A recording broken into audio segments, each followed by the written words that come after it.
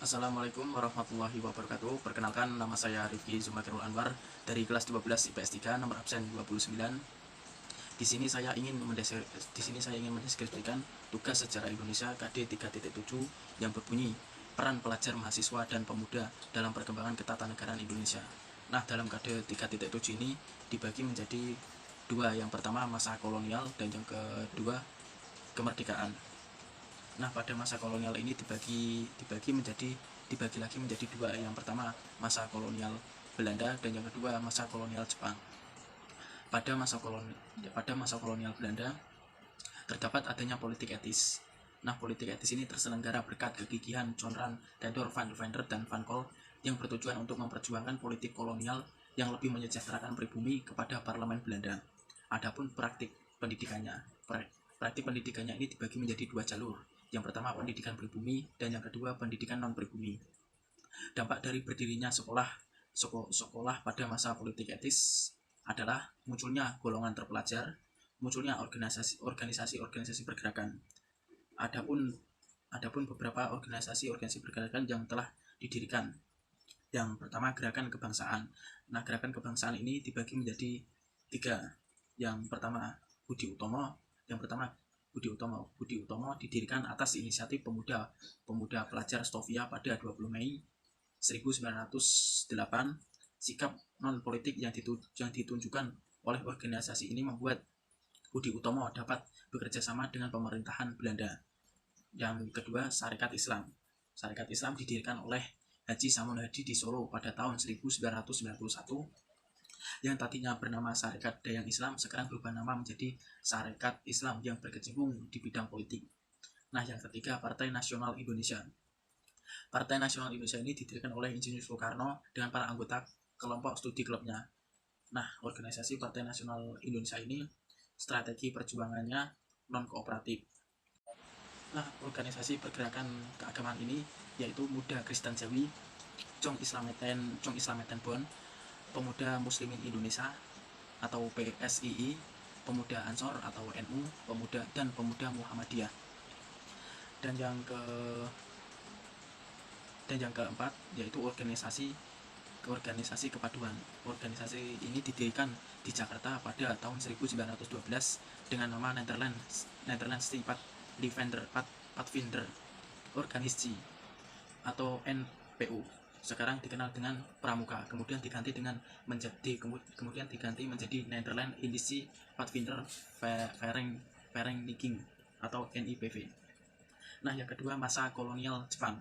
Pada masa kolonial Jepang, kegiatan pemuda Indonesia pada masa pendudukan Jepang secara umum terbagi dalam tiga hal, yaitu yang pertama, gerakan organisasi pemuda yang bersifat militer dan semi-militer, yaitu Keibudan, Seinedan, Heiho, Peta, dan Fujinkai, yang bersifat kooperatif terhadap pemerintah Jepang melalui organisasi-organisasi tersebut. Pemuda diberi pendidikan militer yang diperkenalkan dengan budaya-budaya Jepang. Nah, yang kedua, organisasi pemuda yang bergerak secara sembunyi-sembunyi atau yang lebih dikenal dengan gerakan bawah tanah. Pada umumnya berisi para pemuda yang tidak suka dengan Jepang dan bersifat non-kooperatif. Contohnya, kelompok Soekarni, kelompok Subarjo, dan kelompok Sultan Syahrir. Dan yang ketiga, organisasi pemuda bentukan Jepang yang disiapkan untuk membantu Jepang menghadapi Perang Asia Timur Raya, seperti Gerakan 3A, Jawa Hokakai, dan Putra yang dipimpin oleh Mat Serangkai. Nah, yang kedua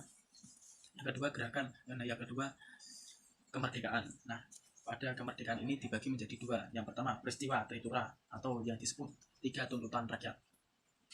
Nah, peristiwa Tritura ini merupakan gerakan mempengaruhi ketatanegaraan di Indonesia.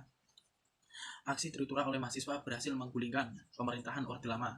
Aksi Tritura dilatar belakangi oleh peristiwa meletusnya gerakan G30 SPKI. Peristiwa tersebut membuat kondisi Indonesia saat itu tidak stabil dan membuat mahasiswa melakukan suatu tindakan.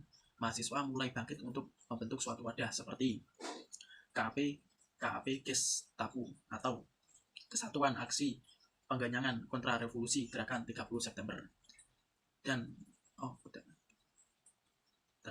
Kami atau yang disebut Kesatuan Aksi Mahasiswa Indonesia. KAPPI atau Kesatuan Aksi Mahasiswa Indonesia.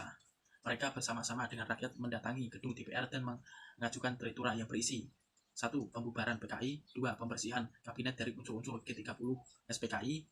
Yang ketiga, penurunan harga atau perbaikan ekonomi. Nah, yang kedua, peristiwa reformasi.